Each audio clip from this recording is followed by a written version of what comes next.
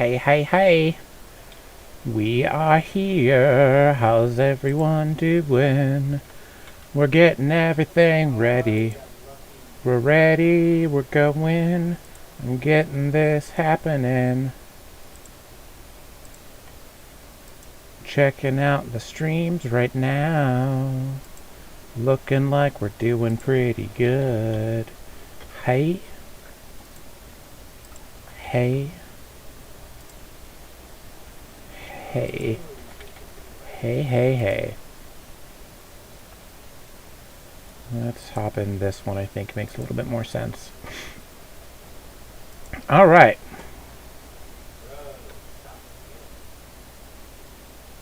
How is everyone doing tonight? Let me know if you hear anything in the background. I will get it taken care of. But, hey, hey, hey. We are here. Everything looks good and live. So let's do this. So we're playing Shining Force 2. Oh god, it's very loud. Very loud. Okay, Shining Force 2. Which is great. And I'm real excited to keep going. Oh snap, I don't even remember where we were. We were somewhere around here. So Shining Force 2. And we're going to be, once again, if people want to hop in and talk about my stupid campaign that's going to be happening soon. It's going to be happening real soon, actually. I'm super excited about it. We are shooting for next, not this coming Sunday, but the one after it. We're going to be doing some test streams and some demos if you want to come join in.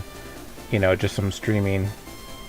And then we're going to actually start the campaign hopefully Sunday. So the Sunday after that. I don't know which day that is. It's early December. Very early December. That's all I remember. It's going to be great. We have a weird-ass party, and it's awesome. Everybody's playing a brand new race, which I will have out shortly for sale on DM's Guild. And then I know we have a barbarian and a... We're going to have... Yeah, so I know the one is going to end up being a rogue. So we're going to get a rogue and a barbarian. But the barbarian's going to play somewhat differently than you're used to. And then there's going to be two... like... You're going to get 2.5 new classes. The rogue is going to be start out as a what's called Dragon Blood. And they're called a Dragon Blood because they're in fact dragons. And here is our dragon right now. Just joined us in chat. And let's make sure I'm going to the wrong spot again. I did this last time. So we're going to have a dragon. We're going to have a perfect timing. A dragon blood who's going to eventually multi-class into probably rogue. And then we're going to have a wolfkin earth elemental barbarian who channels the power of earth to smash things. Basically, they don't turn into an earth elemental. They just become like stone-skinned and smash things hard. Which one of these do I go to? And then there is going to be a sprite. Yeah, he's going to be really fun. He just sent me his character image. Damn it. And it is very aggressive. And then he's playing with a sprite. So like a little 18-inch action figure with like a 12-inch wingspan. And the sprite is going to be an elementalist, which is a hardcore druid variant. Like very different than a proper druid. So instead of turning into beasts and whatnot, they turn into animals. Let me bring up the guide so I can see where we're going, so I don't wander around aimlessly for like an hour. Nobody wants that. Okay. I go to the bottom of the cave. On the left, one of these will go to the magic tunnel. Okay. Yeah, so basically they're more or less druids. But they do elementals instead of beasts. That's the best way to explain it. And they also can capture and summon. So they actually have to straight up capture the elementals that they're going to be using. And a lot of the playtesters nicknamed them Pokemon because they basically act like Pokemon. Bottom of Claude's Cave on the left.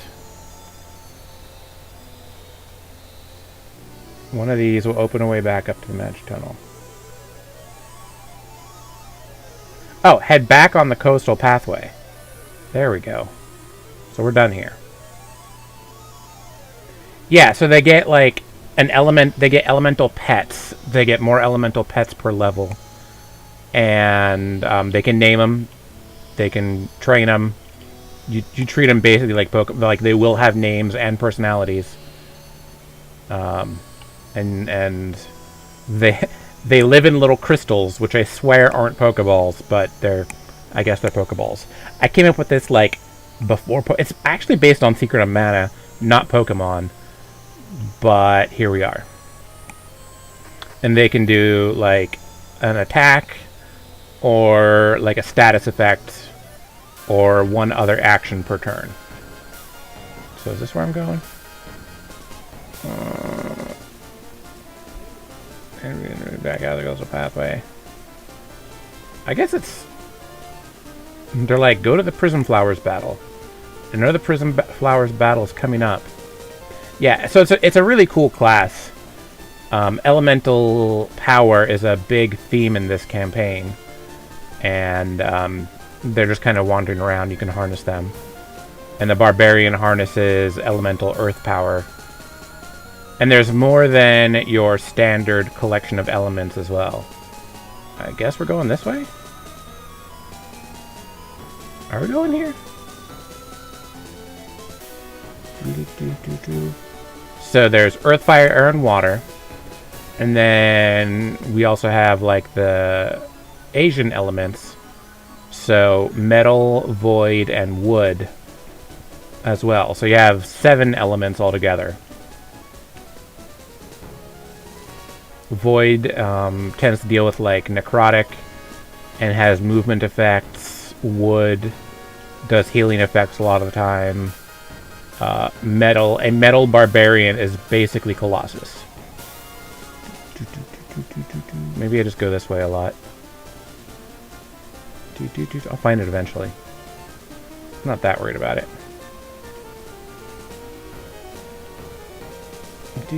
Okay, I guess not there.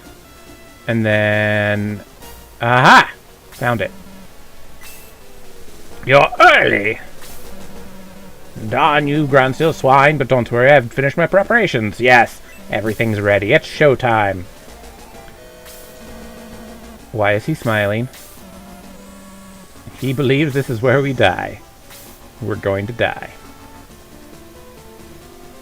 And then the 4th character is a bunny girl mechanimist forge master, which is this campaign's version of a artificer.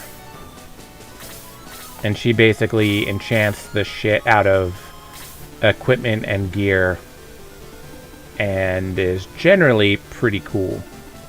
I'm looking forward to that one as well. Ah, shit.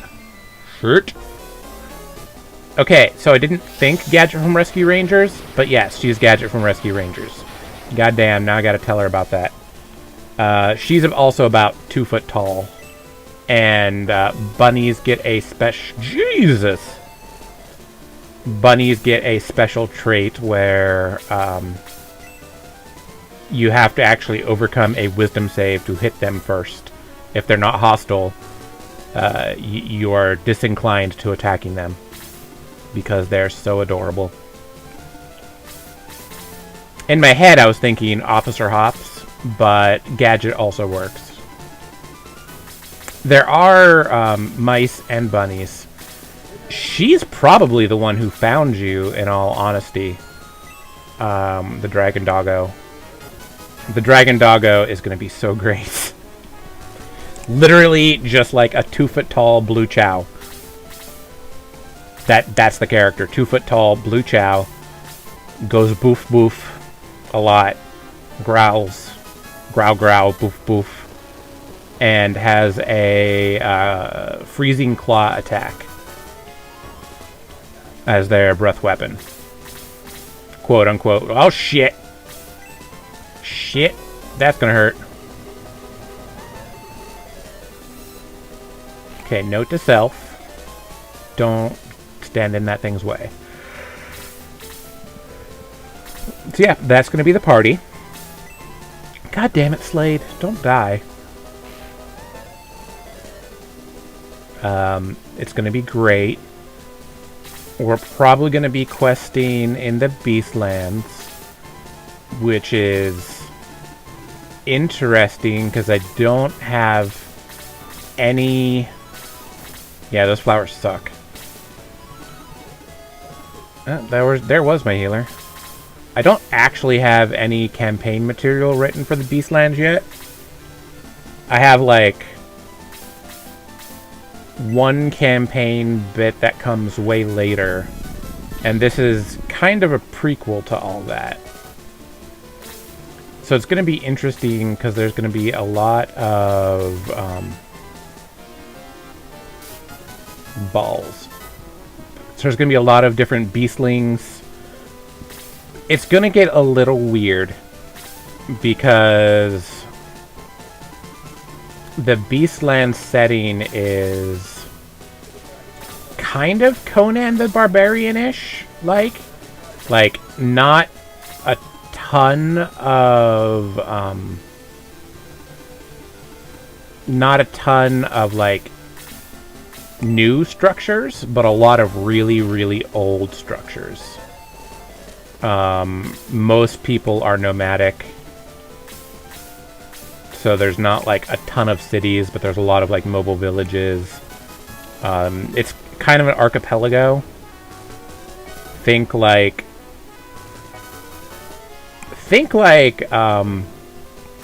North and South America if they were splintered like Oceania. So you have a couple big, largish, like Australia-sized islands here and there, but it takes up like half that side of the planet. It's pretty big. And it was only about a decade or two ago in the game time where they... Oh, shit. God damn it. It's... Jesus! Well, at least it hits their own guys. So it is... old. As in, like, not new. Lots of old construction, old growth. The different archipelagos tend to have different environments. That's gonna hurt. So, like, there's, you know... shit. There is, like, that was my healer, too. This is gonna suck. There is, like, an Australia desert archipelago. But there's also, like, a really mountainy one and, like, a really swampy one. The other fun thing is I don't actually have much of it written out yet. Like, I don't have the map. I have the map for the other side of the planet, but not this one, because it was... The whole idea in the campaign is that it was unexplored. So nobody actually has seen it yet. But Contact was made about 2 decades ago, in game terms. And it was the Beastlands that made contact with the mainland. Some of the aquatic coastal races kind of built a big ass like boat and went exploring. And basically, you know, they were like merfolk who just ended up making their way across, spying on the people that were living there, and then reporting back what they found. And then eventually they built a ship and crossed the ocean and just kind of showed up and said, "Hi, who are you people, and what are you?" And so that's how they met humans, dwarves, elves, all of the, like, standard races. This battle is going to go not well.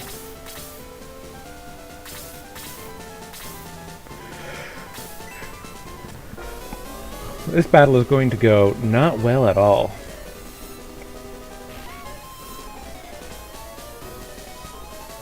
We are almost done. There's only like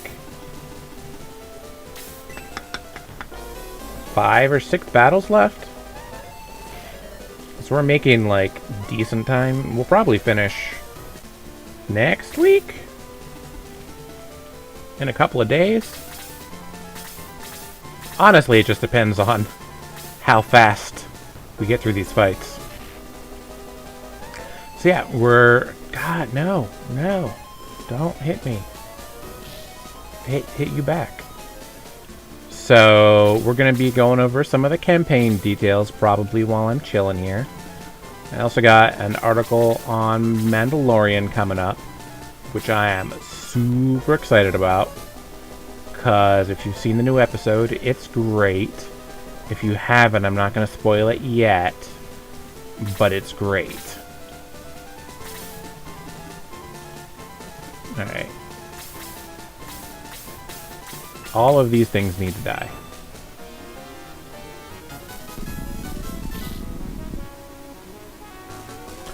I'm like 50-50 on whether or not the Beastlands are going to have dinosaurs. I didn't originally intend for them to have dinosaurs.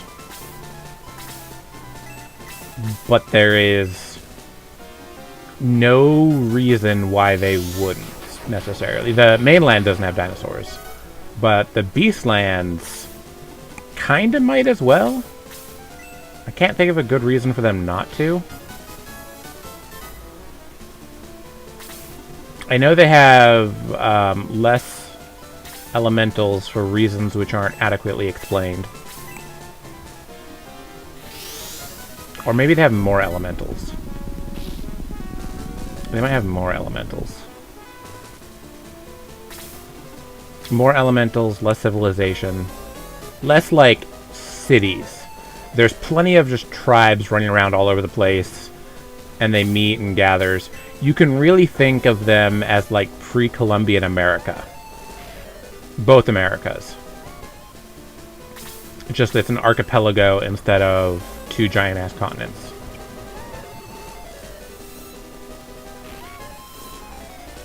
Which is why I kind of want to have dinosaurs. Because T-Rex is native to North America.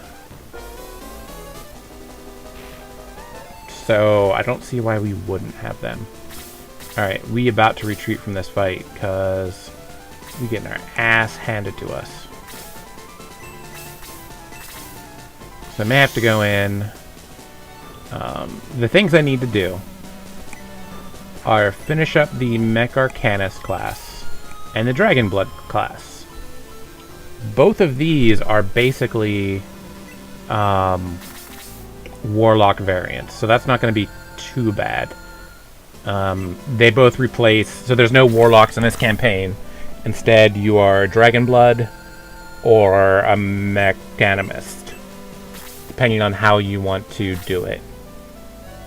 So normally normally only Wyverns get to be Dragon Blooded, but I kind of made a call earlier this week that there's no reason technically other races couldn't get infused with dragon blood, because dragons are exactly the sort of dicks that would do that sort of thing.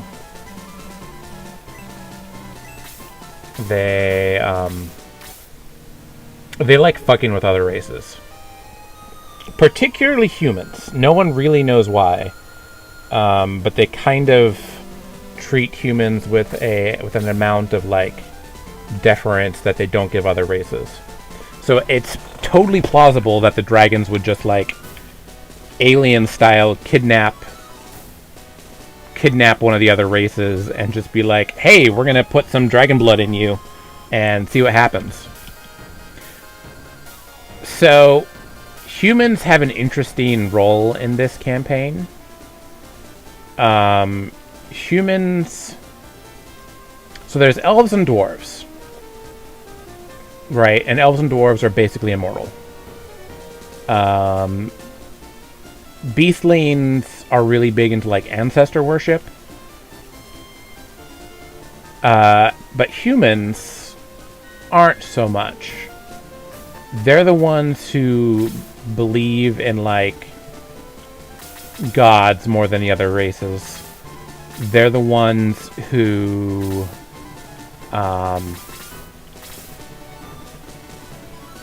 they're the ones who... So, elves and dwarves... Elven poetry is, you know, beautiful and inspiring. Like, elven poetry is just wonderful. But it doesn't... It, like, captures the beauty of nature. Or it is an inspiring telling of events. If you kind of get where I'm going with this. They don't have, like, stories. Their stories are just ways of retelling the past. But they don't really make up stories, because there's no reason to make up stories. Nature is itself very beautiful. And you wouldn't make up stories about people, because why would you? Especially because somebody was probably there to verify and fact check for you, so you can't lie about it. Same with dwarves, you know. Dwarven poetry is, like, very structured and, like, very clever, really good rhythm, really good all that stuff. But it's about specific things. It's not really... they don't really make up stories. So humans are the ones that make up stories. Because how do you know that my grandpa wasn't the hero of this battle? You weren't there. And no one you know can say otherwise, because they're all dead. So humans started making up stories about their ancestors and themselves. And then they realized they can make up stories about anything. So humans were the ones that invented, like, plays and... humans invented fiction, basically. Unfortunately, because humans invented fiction, that's kind of what they're known for. So all the other races kind of see humans as, like, habitual liars. Because you can't trust a human because they just make shit up. So they're not well regarded by dwarves and elves. On the other hand, humans get a bonus to deception, persuasion, or performance of their choice. So they get them as a free racial... Jesus! That was a lot. I need to heal him, like, now. So they get a racial bonus to those. And then humans have kind of developed, like, a YOLO philosophy. Whereas elves and dwarves can live hundreds of years, and most of them are hundreds of years old. Many of them are hundreds of years old. You don't want to throw away your life doing something stupid. Humans don't have that. Plus, if they die doing something stupid, then people are going to tell that story. So that's how they gain immortality. by being batshit crazy. So humans are much more willing to take risks than other races. As such, they get that halfling lucky feat. Because whereas the other races will just kind of go, alright, we're going to back off, we're going to retreat, humans are just like, fuck it, YOLO, and they're just literally insane. So a lot of the other races are wary of them. And then on top of this, for no sane reason, dragons, any human, and this is a dragon racial feat, not a human one, any dragons that interact with humans, like full-blooded dragons, not the wyverns, the hatchling dragons, any full-blooded dragon that deals with humans, humans gain advantage on their checks. Like their persuasion, intimidation, all those. So dragons are much more likely to listen to a human than another race. Now, that's not to say that a dragon will do anything a human says, and a pissed off dragon will eat a human just as fast as any other race. But for some reason, dragons, humans have an advantage when chatting with dragons. And none of the other races know why. And the dragons are not telling.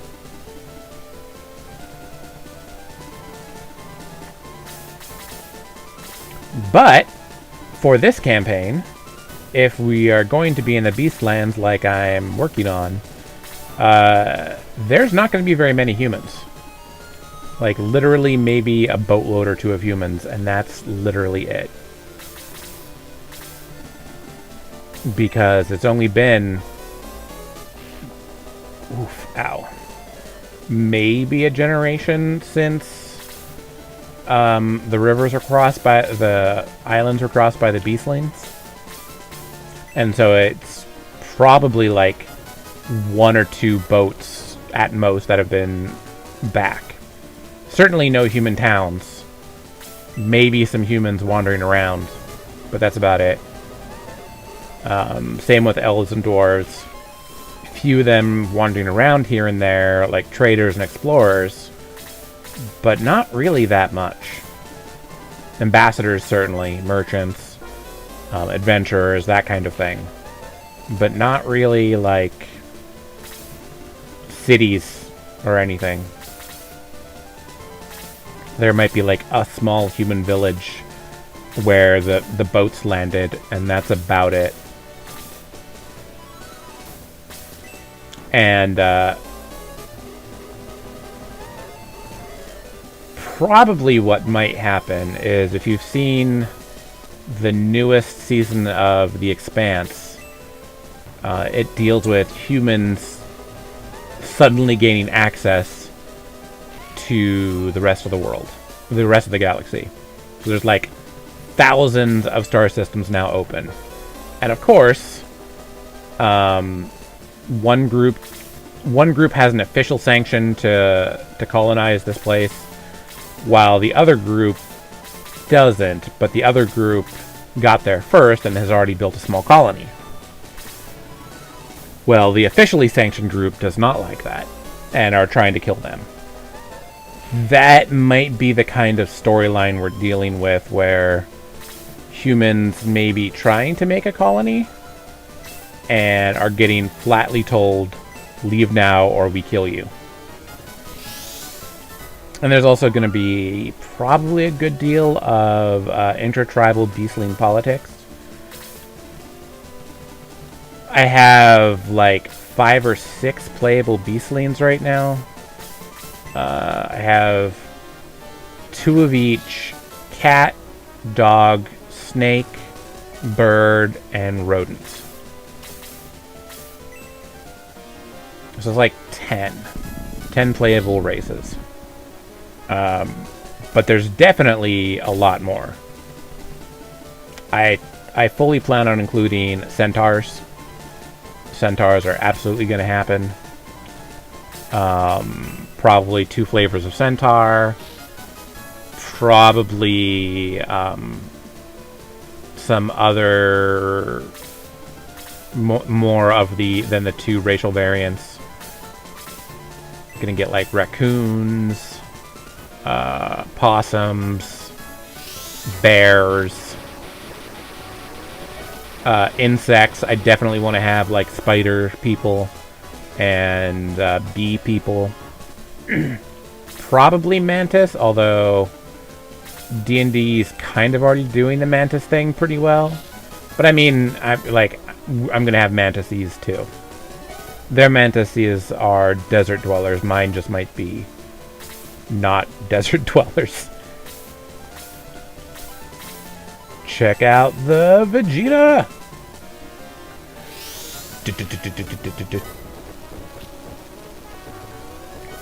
So there's going to be a lot of different tribes there that the players will be interacting with. So I got to get all that together eventually. I got to make a map. Although there's like an 80% chance that I'm just going to randomly generate one. The first map was hand-drawn, and I'm very proud of it. But I also drew it 25 years ago, which is older than some of my players. I drew it in 93, I think. Sounds about right. 92 or 93. While I was playing a lot of Lunar, which is another game we'll be playing on this stream when I get around to it. But I only drew the first half. And I always knew that people were going to be going to this half of the world. That was always part of the plan. I just had always...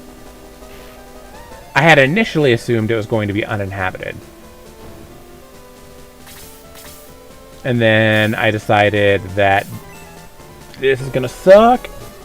I decided that Beastlings would make a pretty cool player race. And so we're going with them now. I just haven't gotten around to drawing the map yet. Lots of ancient temples. Probably going to have dragons. Or probably going to have dinosaurs. Maybe not necessarily a ton of dragons, but a lot of dinosaurs. That might be the flavor. Most of the dragon colonies are... like, the dragon civilizations are on the other continent. They can fly over here, but they don't do it... Oh, good job. They don't do it as often. Okay. So there's one tiny little secret that I've been holding back on. And it's not, like, uncommon knowledge, especially among Beastlings. The stuff to loot in these temples are, in fact, magic weapons and items. They are, for example, a small device that looks similar to a crossbow, but shoots beams of radiant damage. And another, like, larger staff. Not quite Holy Grail type stuff, but they are treated very respectfully. Like a staff that shoots a dark beam of necrotic damage when you flick a switch.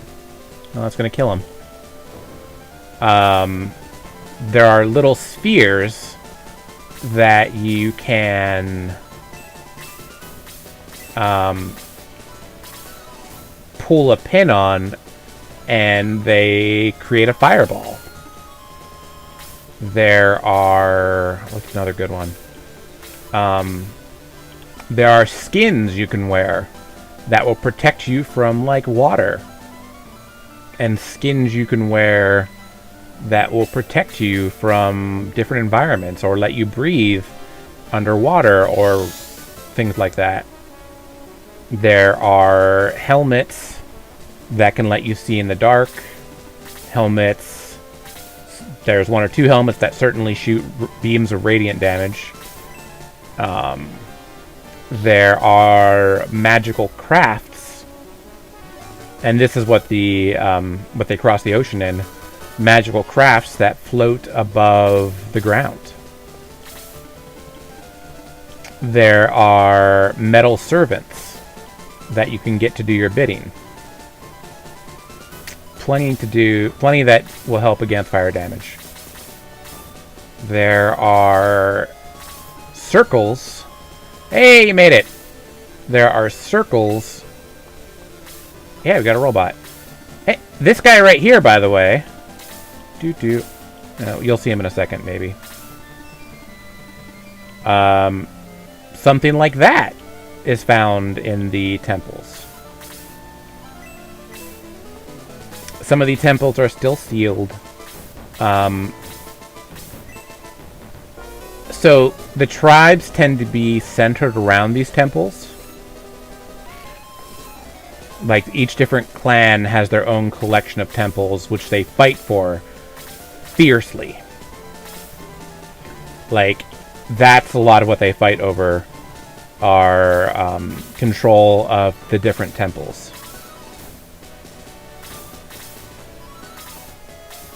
Oh, this is gonna hurt. This is gonna hurt a lot. Zoom. But there's definitely things like these prism flowers that shoot light beams. Ow. Oh, my werewolf died.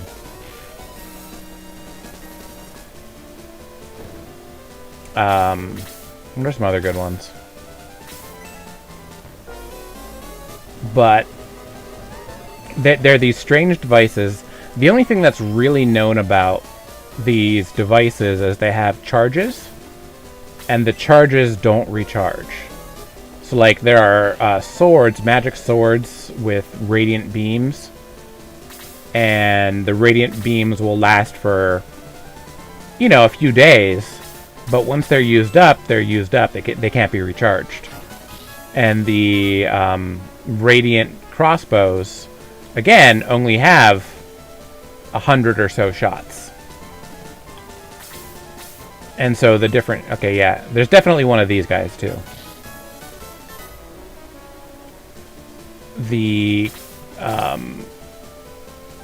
A lot of the tribes will hand these down from generation to generation.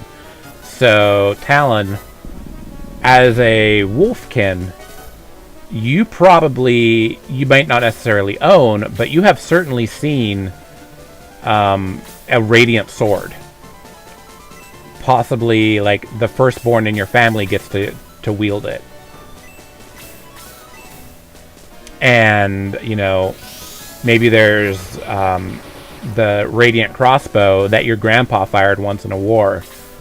You know it only has maybe a dozen or two charges left, but you save it for the most dire emergencies because you never know when you're going to need it.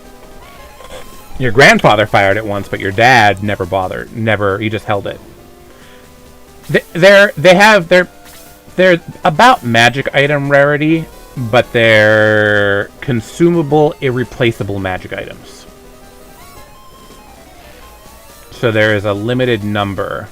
And the Beastlings certainly treat them as holy relics.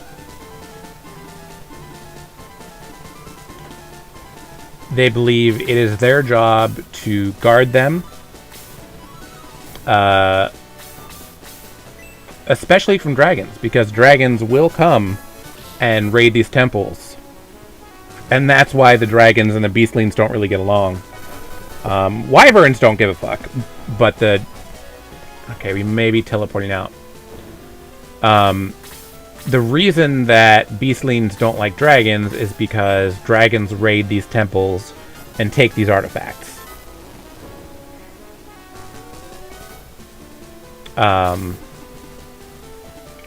The dragons often can't get into them, but once they're opened, they will come and raid the shit out of them. And the Beastlings, for their part, tend to reserve these artifacts to use against dragons. Because it is some of the very few things that dragons fear, are these artifacts. They're known in the campaign as heirloom weapons, or ancestral weapons. And Beastlings automatically get a proficiency in one of them. They can also get an exotic weapon proficiency. So the NPC example Beastling is also a wolf, and his weapon is a boomerang. So he just has a boomerang for the hell of it. But there's also Bandalores, which are yo-yos. There are hoops, basically bladed hula hoops. There are dual shields, heavy shields. There are... shit, I forgot about this. There are meteor hammers. The NPC monk is a dwarven sand runner who basically wields an anchor on a chain. Like, she has a meteor hammer and she just picked up an anchor and was like, this seems fun, let me smash people with it. And so she can use her meteor hammer, which is like a D12 reach weapon, and because she is that specific type of monk, she gets to use her dex bonus on it and just do like all sorts of Yoda flips, use her momentum to swing it around, that sort of thing. It's like the size of her. She wields it strapped on her back and just kind of runs through the desert carrying messages. It's pretty rad. She's cool as hell. You may actually see her here because it's fitting that she would show up somewhere around here. Because she's a messenger. She's definitely an explorer type. The NPC wolf is a ranger. He's basically like a cop. He's like trying to be a cop, like a sheriff. He's like the sheriff of a small town. And this is where you were going to be, by the way, where the campaign was going to start. His name is Brunt. And he's a wolf. And he basically is trying to protect this town from raiders. But they don't necessarily want to be protected. So he has to be like secret and sneaky about it. And he definitely doesn't get any threat, so he gets your help. The paladins. So paladins now in this are called Spellblades, and they can channel arcane, elemental, or psionic energy, and they are charged with hunting down rogue things of that type. So like the dwarf is a dwarven fire dwarf spellblade, and he's basically a firefighter. Like, he runs into fires and literally smites them with his axe, his frost axe, and he also has flame axe and can just beat the shit out of fire. Like, literally fight fire with fire.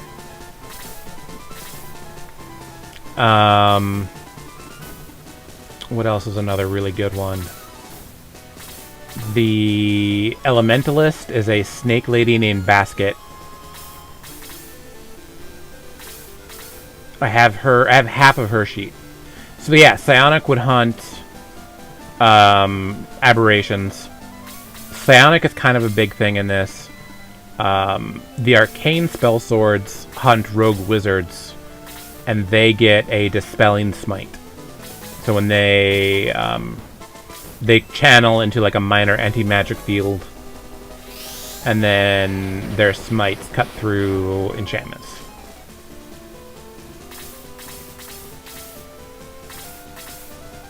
Psionics is kind of a big thing. And Talon, if you want to make a sharp turn in character and not necessarily be a barbarian, you can be a Scion, which is the newest of the new classes. It's all original. all me, pretty rad. And you get to do psychic bullshit. So was kind of hoping that someone wanted to be a psionic, but it's not that big of a deal if no one does, because that gives me more time to tweak it a little bit. And a lot of the classes, for example, Rogue can take like a psionic power base, and you get sort of an arcane trickster. It's a psionic trickster instead. And fighters can do a psionic one. Monks can do psionic monks. The idea is psionic monks are basically the Matrix. So if you want to do like badass Matrix bullshit, you can be a psionic monk. The other magic type is elemental based, and it's called Runic. Ah, shit! I should have attacked. This eagle's gonna kick my ass. I didn't see that eagle there. Runic magic is like elemental stuff. It works a little bit like monk key points. You get 1 point per level. And you can use points to get different effects. And so you kind of learn different techniques, and then you learn the different effects. So, one of them is like Mask, for example, and that's like illusions. So you can get like Fire Mask, and that's like a play with fire type thing. Or you can kind of like do that like in a ball of flame, change your appearance sort of idea. Then there's like a body one which can heal. So they can heal D4 as a cantrip. And that's just like Healing Flame or like Void Heal or whatever. So they're pretty useful. And then they get all the bunk stuff anyway.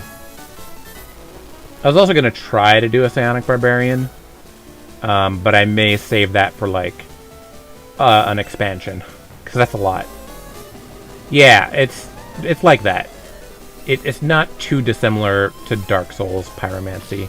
Even though I haven't actually played Dark Souls, I've seen a lot of people play it.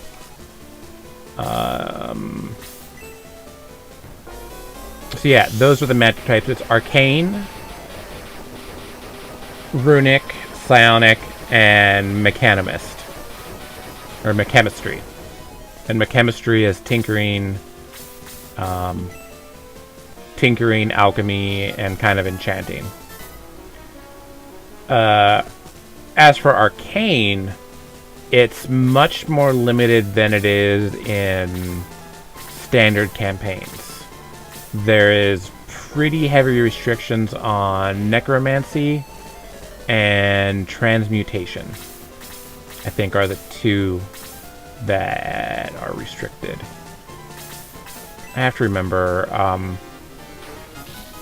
Divination is actually, there's a lot of Divination. There's a lot of Enchantment. There's a lot of Divination, Enchantment, Abjuration, Evocation. There's actually less Evocation than you would think, because most of the Evocation magic falls under Elementalism.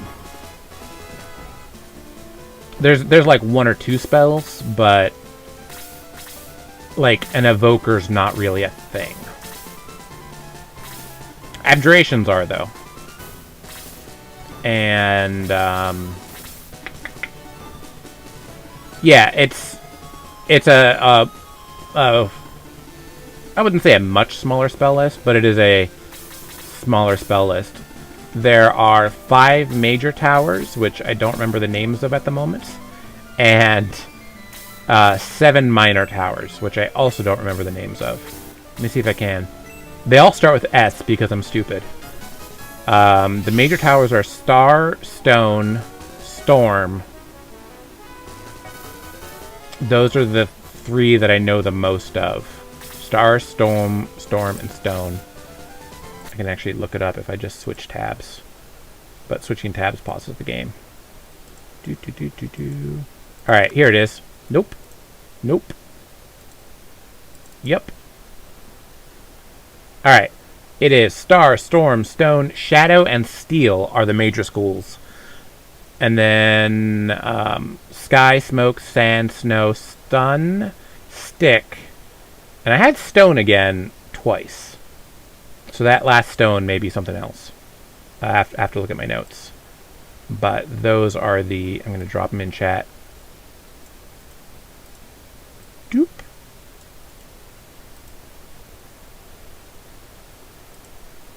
Doop doop doop doop doop doop doop doop doop doop. There we go.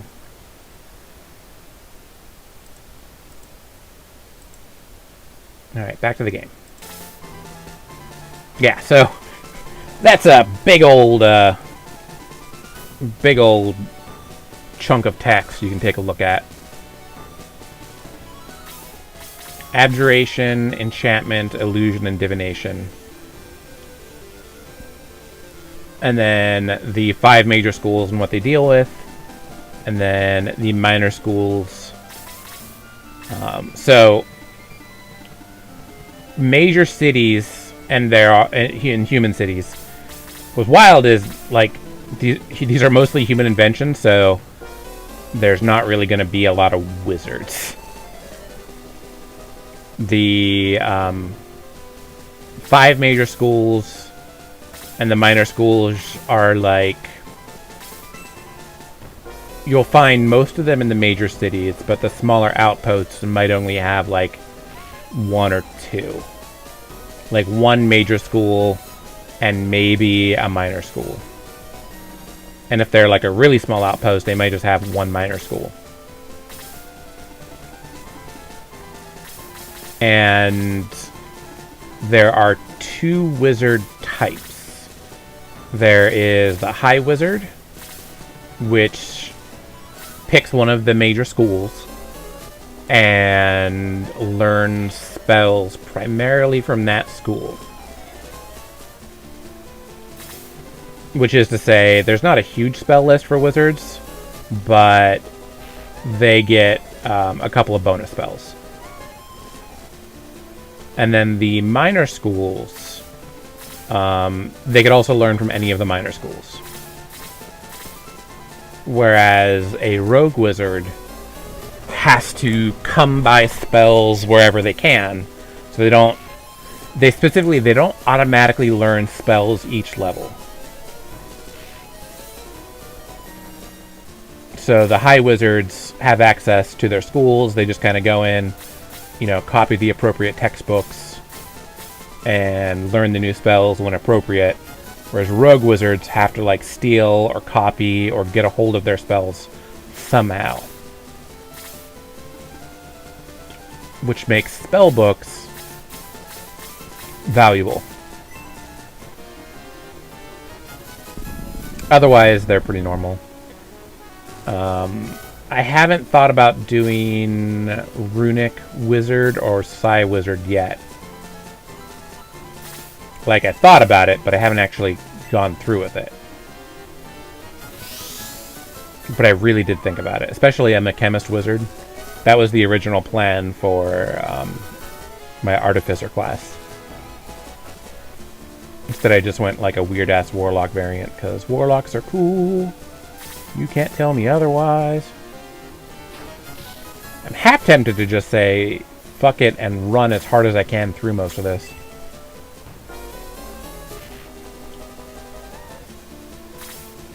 Alright, punch some people. And, sorcerers get, there's definitely Runic Sorcerers and Psi Sorcerers. And there's also,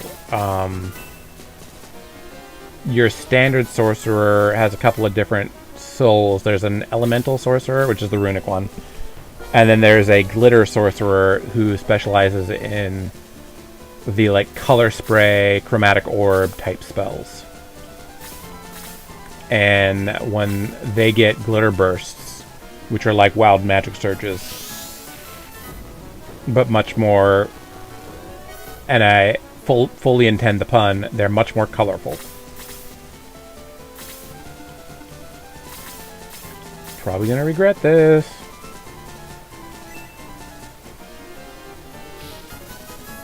Yeah, these things suck. Instead of warlocks, I'm basically splitting warlock up into dragon-blooded and mechanimist. And really, the mechanimist is just engineers. There's a mechanical engineer, there's an electrical engineer, there's a chemical engineer, and dragon-blooded is just a bioengineer. They're just organic mutations and evolutions. So I got that covered.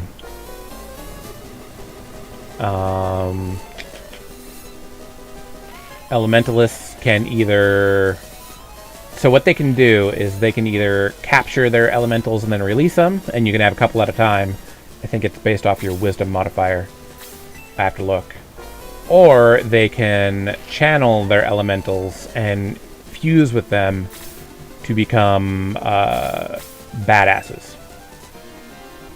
So that's they don't transform into beasts, they transform into elementals. And one of the things that I have to do is make a shit ton of elementals. Like, that's on my list, because there should be a decent amount, like several options per level. Yeah, I was like looking into it, I'm like, alright, a sprite that can transform into an elemental seems A, very appropriate, and B, isn't really much different than like your gnome druid, who is like the tiny small creature, has a whole bunch of the charisma and int and wisdom stuff, and then they overcome the physical by turning into a wolf or something. So it's basically the same idea, so I thought it's really rad. So sprites, Burst Sprite, I just forgot the name for. Jody came up with a good name for Burst Sprite, and I just lost it. But was it like Twilight? No, it's not Twilight. It was... I'll look it up. I may have remembered to write it down. Probably didn't. So, sprites are born from, like, the spaces between. Like, they literally pop out of corners. So what I might do is run back and get a second healer. Because we have 2 more healers. I may spend some time grinding levels. So she probably like literally sprang up from a corner somewhere. And she's based on... What were they based on? Well, it's funny because me and Melanie were... She's the one who was working on this with me. They're based on... Twilight is the space between life and death. Dream is between, like, asleep and awake. Desire is actually, like, physical. It's like mind, body, spirit. And, like, the burst represents action, but I don't remember what they were, like, between. They're like bursts of activity and rest, basically.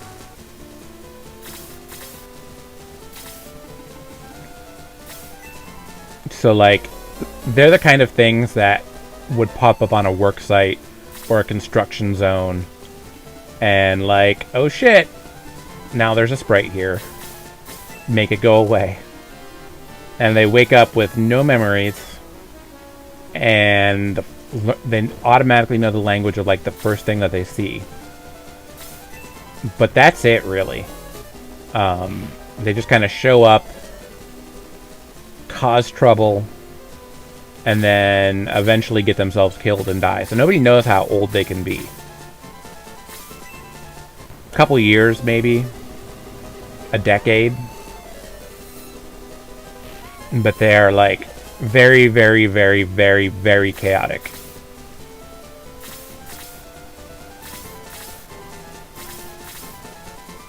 Yeah. Like, she might not even remember where she spawned from. She just showed up one day and is like, "Hi, I'm your new friend." And you're like, I guess? And they're like action figure tall. They're like 18 inches with a big ass wingspan.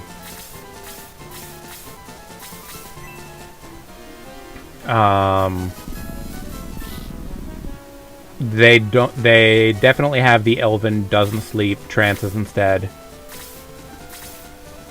They have elven dark vision. They're like loosely related to elves, but not like really, really close.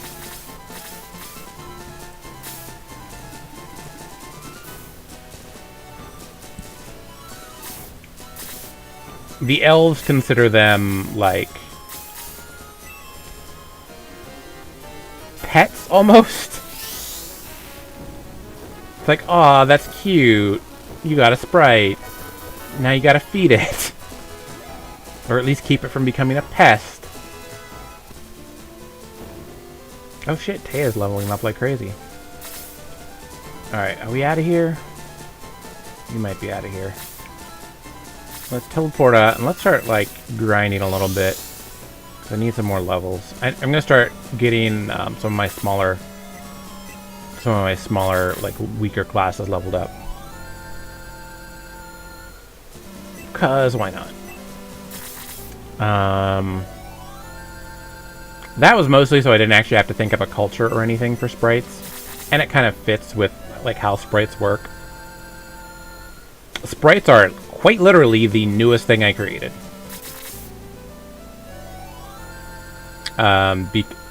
Because normally the halflings were gonna go on that slot, but then I realized that I put halflings in the human slot for like human small creatures.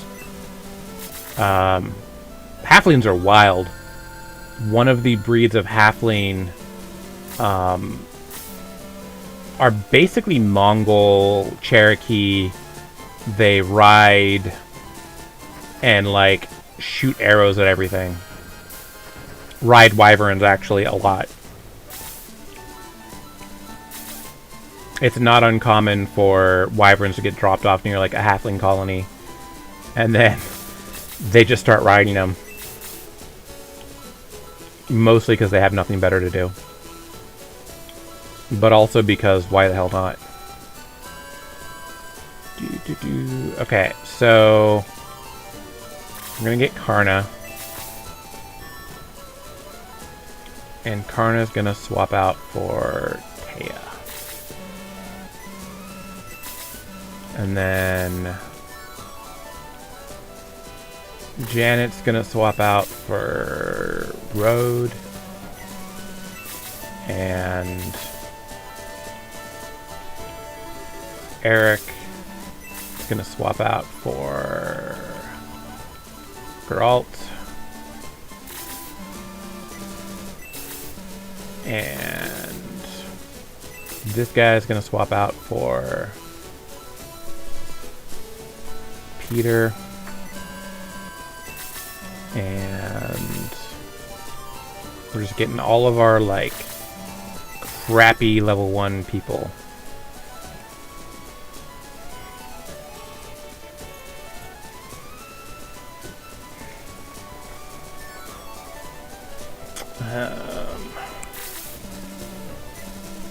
My girlfriend just got back in. She's had a rough night. Very rough night. Muy rough.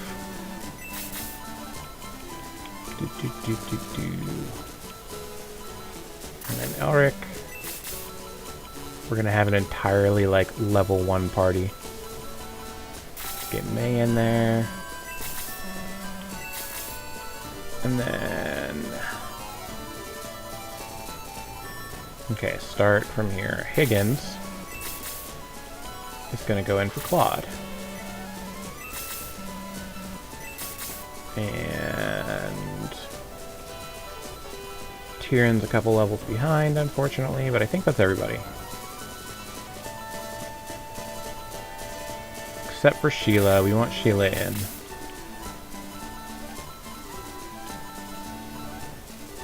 Gonna go in for Slade.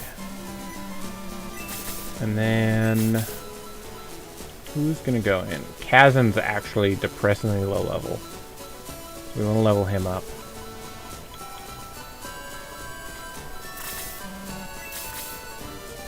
Kiwi. Here we go.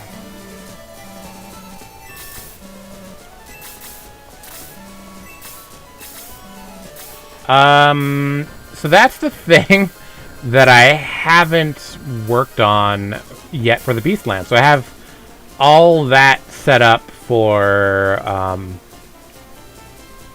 the New World, but I haven't quite gotten around to figuring it out for the Beastland yet.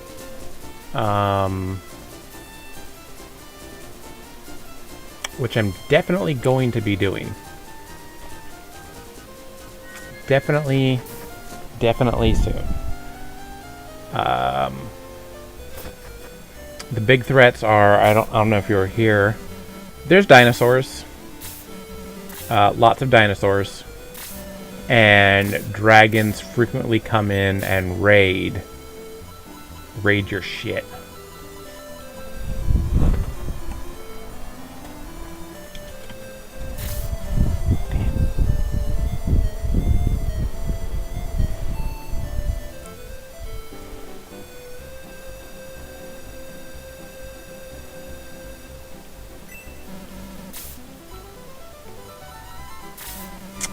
And, let me see what else. Dragons frequently come to raid your shit. Ooh. I think we have everybody, like, maxed out, I guess. Let's just double check. Yeah, so this campaign is actually a prequel.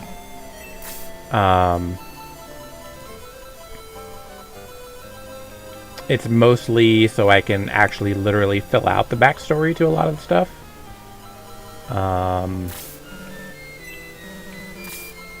And a lot of the campaign, it's not only a prequel, but it takes place on the mainland. So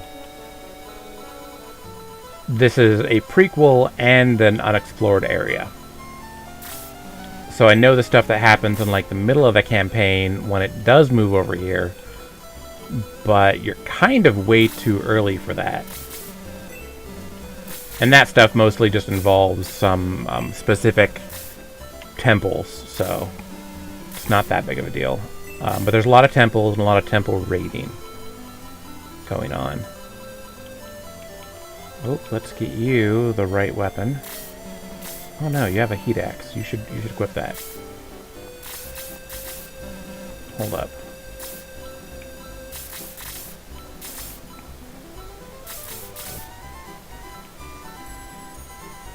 Yeah, I definitely want all of you guys to be, like... Yeah. These are very much like Legend of Zelda style temples. Very, very Legend of Zelda pre-generated dungeon sort of things. So one of the things that I experimented with in another campaign was procedurally generated dungeons. Where... Yeah, basically procedurally generated dungeons. And what we would do is, over the course of the adventure, work together to figure out how the dungeon is going, how it's like laid out. Like, we'd know how it's laid out. You every time you open the door, you basically get a new randomly generated room. And then it's up to all of us, really, to come up with why that room is there in that configuration. You know, that sort of thing of just like, what's going on here? How does this fit in? So I experimented with that in another campaign, and it worked really, really well. Chrome Lance. That's what I want. Yeah, that's the stuff. Okay, we gotta sell his shit. So if we're gonna try it. If it doesn't work, it doesn't work. I'm going to have probably I'm probably going to have a pre-generated dungeon, or, not gonna lie, just steal one from Yawning Portal. We may just be playing Yawning Portal. That is a distinct possibility.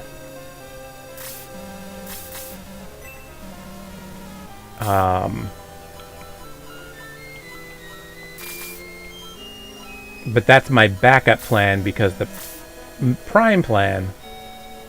Yeah, I have no problem shamelessly ripping off Yawning Portal as a backup plan for if the procedurally generated dungeon doesn't work. That's the idea.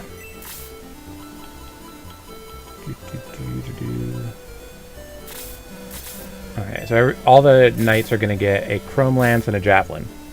Chrome Lance is stronger, but the Javelin has range. Nope. And they can switch back and forth between them pretty freely. Because the idea for this is there's just a fuck ton of dungeons. Who knows what's in them, and I don't even necessarily know what's in them. And we'll just kind of work on it. And I think it'll be fun. I'll have to get them, like, randomly made a little bit ahead of time. But I can also... No. But I can also literally just use the randomizer and have it on hand as you guys go through it. So that's my plan. And hopefully it'll work. Oops, I didn't really want to equip that, but whatever. And then we're going to kind of work on the story together. Oh shit, I'm broke. So we gotta sell some more shit. Like, I know a couple of broad points. Like, for example, the beasts are organized into tribes, and there's a lot more than the player races. So those aren't necessarily the only ones you have to interact with. And that there's temples scattered fucking everywhere. And that they contain really cool magic items. But also, like, one-shot magic items. And that once you open them, you are... Really? You need 50 more gold? Alright. You are almost literally opening up a can of worms. Because once you get into them, and that might be, you know, a tricky challenge in and of itself, figuring out how to actually get into these temples. I'm gonna be so mad if I, like, don't have enough money. Sell all their herbs. Okay, come on. Yeah, you may be... So, that's what we're gonna do for... we're doing a session 0 among the players on Sunday. And... Oh, good. That's good enough. Well, I've got to keep going. There we go. And so, a lot of what we're going to be doing is doing some quick test runs of some of the newer classes, seeing how they play, doing some, like, sample battles. And if we're all comfortable, we may just start coming up with a... I don't think we have a time yet. I'm going to start a group chat tomorrow for all the players, and we're going to figure out when. Um, There we go. But I know Sunday, and I think most people don't have restrictions. And half the party is like West Coast, half the party is East Coast. And I'm good staying up late.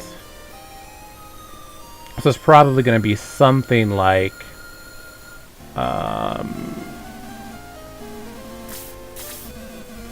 5 to 9 or so. I don't know. I'll figure it out. It's going to be about 3 to 4 hours. We're probably going to try to... I'm going to shoot for a 3-hour game, and it'll run to like 4 hours. Unless we really just want to start running like 2.5-hour games and shoot for 3 hours. We'll figure it out. I'm not too terribly worried about it. There's a good chance here I'm going to die. Because... yeah. So we'll be getting this done. I don't know who all still is here, but we're definitely going to have a good time figuring this out.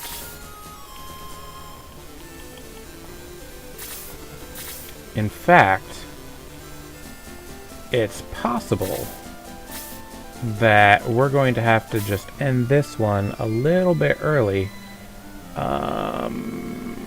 while I go and run with some things. I got some things we gotta work on, worry about. And I saved it, so we're good. So I will probably actually be cutting this one off a little early. And seeing everybody later. Appreciate everyone hanging out. And I'll see the rest of you on Monday.